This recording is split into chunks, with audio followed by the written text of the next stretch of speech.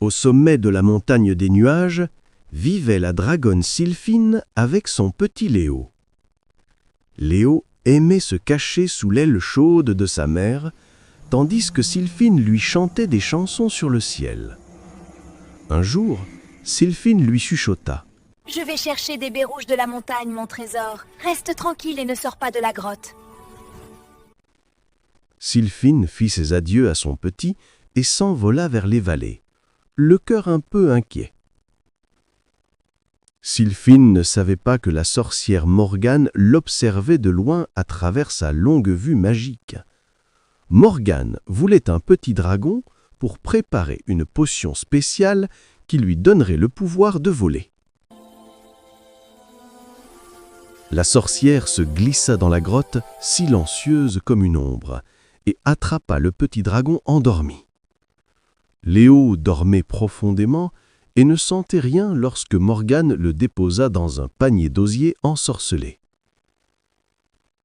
Quand Sylphine revint, le nid était froid et vide. Il ne restait qu'un léger éclat venant du panier. Sylphine poussa un cri de colère et de douleur, et des flammes furieuses jaillirent de son nez. Elle suivit la trace du panier magique qui laissait derrière lui un mince fil de lumière verte à travers la forêt. Sylphine volait plus vite que jamais, déterminée à retrouver son petit. Elle arriva à la vieille cabane de Morgane. La sorcière mélangeait des potions dans un grand chaudron, et le petit Léo pleurait dans une cage suspendue.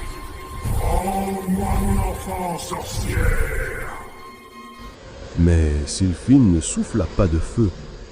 À la place, elle libéra un nuage épais de fumée du sommeil magique, un ancien sort appris dans les contes des grands-mères. La fumée enveloppa la cabane en un instant. Morgane s'endormit profondément avant même de comprendre ce qui se passait. Sylphine bondit sur la cage, brisa les barreaux d'un coup de patte et serra fort son petit contre elle. Toutes deux retournèrent à leur nid au sommet de la montagne des nuages. Léo s'endormit paisiblement sous l'aile de sa mère, tandis que Sylphine se promit de ne plus jamais s'éloigner de son petit. Manon, qui portait toujours sa jolie cape rouge, habitait avec sa mère dans une maison près de la forêt. Un matin, sa mère lui prépara un panier rempli d'un bon gâteau et d'un pot de beurre frais. « Va porter ce panier à grand-mère Colette. Elle est un peu fatiguée. Mais surtout, Manon, ne parle pas aux inconnus en chemin. » Manon entra dans le bois, sautillant sur le petit sentier de terre. Le soleil filtrait à travers les feuilles, et elle chantonnait de joie.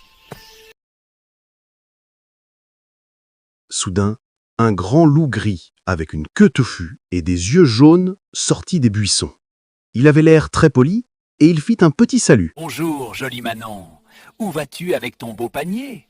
Le loup savait très bien se faire aimer.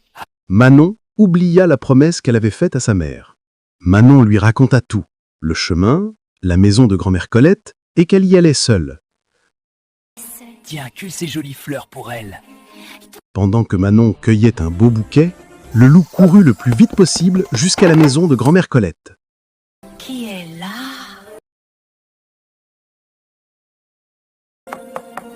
C'est Manon, ta petite fille. » Le loup poussa la porte, trouva le bonnet de la grand-mère et se glissa dans le lit.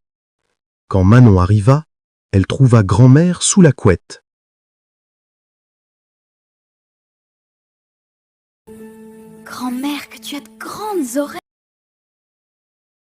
Le loup répondit : « C'est pour mieux t'entendre, mon enfant. » Et grand-mère, que tu as de grands yeux.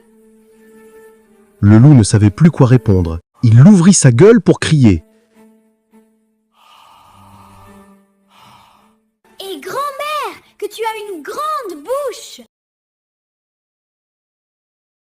Le loup détestait le bruit. Il fit « Aouh !» de surprise, sauta du lit et s'enfuit. Manon retrouva sa vraie grand-mère Colette qui s'était cachée. Elles éclatèrent de rire et partagèrent le panier.